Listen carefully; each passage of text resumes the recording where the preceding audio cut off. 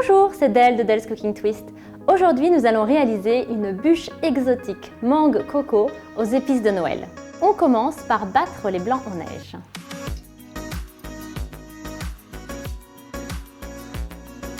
On ajoute le sucre, les jaunes d'œufs et on continue de battre.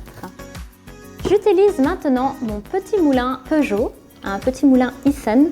Je mets dedans mes petites anisses étoilées, mes clous de girofle et je mouffe tout simplement directement ici. J'ajoute la farine tamisée en pluie. On verse maintenant le mélange sur ma plaque en répartissant bien de manière homogène. Je mets un tout petit peu de noix de coco râpée sur le dessus. On enfourne le tout pendant à peu près 10-12 minutes à 180 degrés.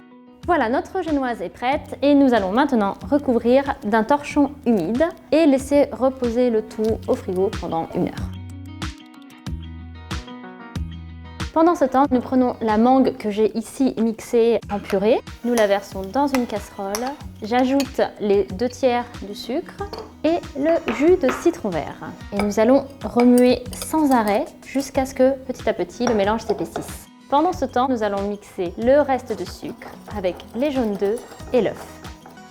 Et nous allons verser la mangue sur le mélange d'œufs tout en fouettant. Nous reversons le mélange intégralement dans la casserole. J'ajoute le beurre coupé en petits morceaux en plusieurs fois, en mixant bien entre chaque ajout jusqu'à ce qu'il soit complètement fondu. Et voilà! Maintenant, nous sommes en train de filtrer notre crème de mangue pour ne garder que la partie très fine. Notre génoise est maintenant bien refroidie. Je vais retirer le torchon, imbiber le biscuit d'un sirop avec du rhum, de la cannelle, de l'anis et des clous de girofle. Répartir notre curd à la mangue sur toute la surface de notre génoise.